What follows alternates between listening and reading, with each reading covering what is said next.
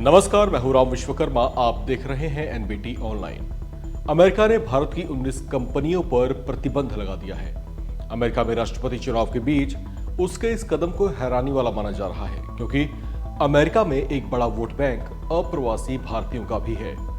दरअसल उसका ये फैसला प्रतिबंधों के उस क्रम का हिस्सा है जिसकी जद में दुनिया भर की 400 कंपनियां आई हैं। ये वो 400 कंपनियां हैं जो अमेरिका के कट्टर दुश्मन रूस को सामान बेचती हैं। इन्हीं 400 कंपनियों में भारत की भी 19 कंपनियां शामिल हैं। हालांकि जिन भारतीय 19 कंपनियों पर अमेरिका ने प्रतिबंध लगाया है, उनमें से कोई भी कंपनी रक्षा उपकरण नहीं बनाती है। लिहाजा ऐसा माना जा रहा है कि अमेरिका के इस फैसले का भारत पर कोई असर नहीं पड़ेगा, क्योंकि इनमें से सिर्फ एक RRG इंजीनियरिंग ही ऐसी कंपनी है जिसने सेना और DRDO के साथ थोड़ा बहुत काम किया है, जबकि कुछ सैन्य यूनिट्स को कुछ सामानों की सप्लाई भी की है। RRG इंजीनियरिंग कंपनी पर अमेरिका का आरोप है कि इसने अमेरिका की ओर से पहले प्रतिबंधित की गई रूसी कंपनी आर्टेक्स लिमिटेड को माइक्रो इलेक्ट्रॉनिक्स की 100 से ज्यादा खेप बेची थी। लिहाजा उसके बाद से ही ये अमेरिका की निगरानी में बनी हुई थी, जिस पर अब उसकी ओर से प्रतिबंध लगा दिया गया है। रिकॉर्ड्स के मुताबिक RRG ने पहले DRDO की कुछ प्रयोगशालाओं में डेटा सेंटर और IT नेटवर्क बनाने के लिए कर्मचारी भी मुहैया कराए थे। इसने अलग अलग सैन्य यूनिट्स को सीमित संख्या में परमाणु, जैविक और रासायनिक हमले का पता लगाने वाले उपकरण की सप्लाई भी की थी। कंपनी का दावा है कि इसने सेटकॉम स्टेशन बनाने में भी काम किया है। उद्योग के जानकारों का कहना है कि ऐसे उपकरण भारत में आसानी से मिल जाते हैं और जरूरत पड़ने पर इन्हें आसानी से खरीदा जा सकता है।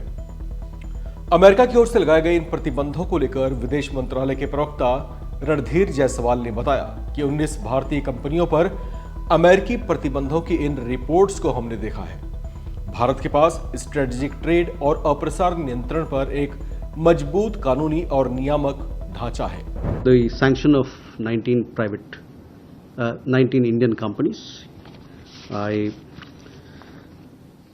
We have seen these reports of US sanctions. India has a robust legal and regulatory framework on strategic trade and non-proliferation controls.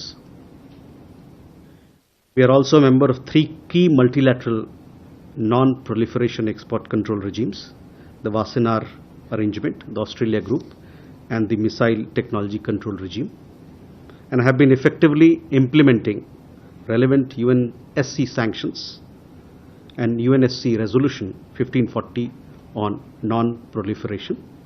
Our understanding is that the sanctioned transactions and companies are not in violation of Indian laws.